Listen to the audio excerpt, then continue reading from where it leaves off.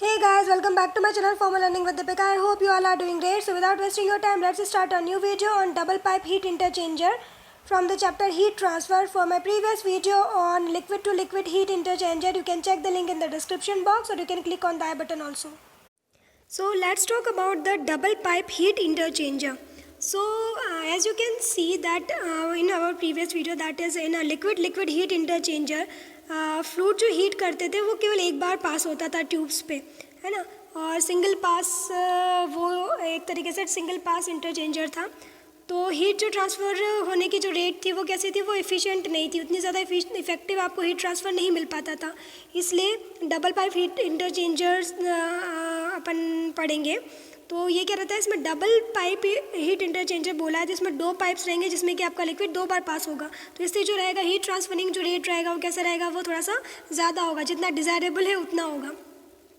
Now let's talk about the construction. अगर construction की बात करते हैं तो in this two pipes are used, one is inserted in the other, as you can see in the diagram that one tube is inserted into the other tube.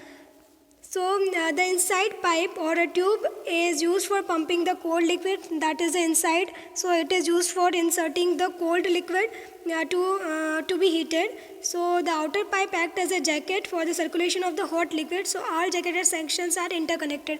तो सारा जो भी ऊपर का पोर्शन जो इनर जो ट्यूब है वो क्या रहेगी, आपकी जो भी लिक्विड को आपको हीट करवाना है उसको आप इनर ट्यूब में फिल करते हो, और जो आउटर ट्यूब रहती है आप उसको जैकेट भी बोल सकते हो। तो ये जैकेट जो रहता है वो क्या करता है, आपके जो भी हॉट लिक्विड है उसको फ्लो करवाने के काम में आता है, और ये सारे जो रहेंगे आपस में इंटरकनेक्टेड रहते हैं। सो नंबर ऑफ़ पाइप जो सेक्शंस रहते हैं ये आपके वैरी कर सकते हैं। ये जैसे यहाँ पर 2 दे रखा तो 2, 3, 4, 5 भी हो सकते हैं, वो डिपेंड करता है। So the length of the pipe is also less, और ये क्या करेगा, जो पाइप रहेगी लेंथ की वो कैसे रहेगी, लेस रहेगी। So glass tube, standard iron pipe and graphite constructions are available. तो बेसिकली जो ये ट्यूब्स आप यूज़ करते हो कैसे करते हो, ग्लास के ट्यूब यूज़ कर सकते हो या फिर आयरन की भी यूज़ कर सकते हो पाइप, या ग्रेफाइट का यूज़ कर सकते हो। तो standard metal pipes are assembled with the standard return bends. A proper number of such pipes are connected in parallel and stacked vertically. Now let's talk about the working.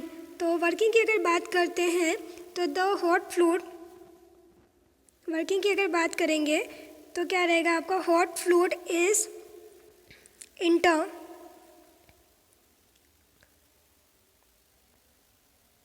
from this side, as you can see, inlet of the, that is the inlet for the hot fluid, is pumped into the jacketed section. Then the hot fluid is circulated through the annular space between them and carried from one section to the next section. Finally it leaves the jacket. In this process the pipes get heated while the hot fluid loses its temperature.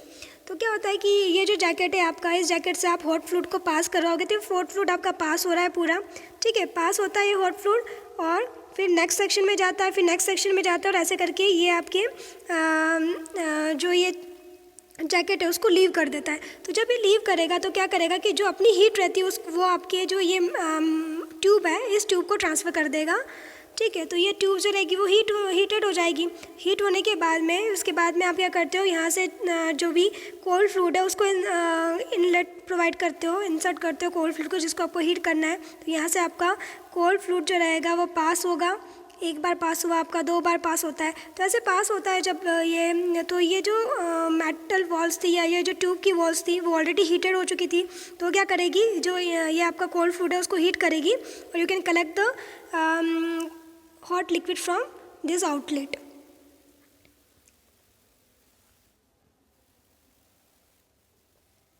सो अब इसके uses की अगर बात करते हैं तो double pipe heat interchanger is useful when not more than 0.9 to 1.4 metre square of the surface is required. If you required small surfaces then you can use this type of double pipe heat interchanger. So advantages की अगर बात करें इसके, तो advantages में आ जाएगा basically 2 बार heat transfer जो रहेगा वो आपको ज़्यादा मिल पाता है, क्योंकि 2 बार आपका लिक्विड जो रहता है वो पास हो रहा है, इससे जो भी हॉट मेटल वॉल है उससे 2 बार पास हो रहा है, इसलिए जो हीट ट्रांसफरिंग रेट रहेगी वो कैसी रहेगी, आपकी ज़्यादा रहेगी। और अगर डिसएडवांटेजेस की बात करते हैं तो वही है कि कंस्ट्रक्शन जो रहता है इसका थोड़ा सा डिफ़िकल्ट टाइप का है, तो you will require some technical person to handle it. Then cleaning में भी थोड़ा सा डिफ़िकल्ट होता है, तो क्लीनिंग के लिए भी और मेंटेनेंस भी थोड़ा सा डिफ़िकल्ट है इसका और एक्सपेंसिव भी होता है ये. तो these are the disadvantages. And use, I have already told you that it will require less space, so you can use this for distillation, crystallization, drying, or for the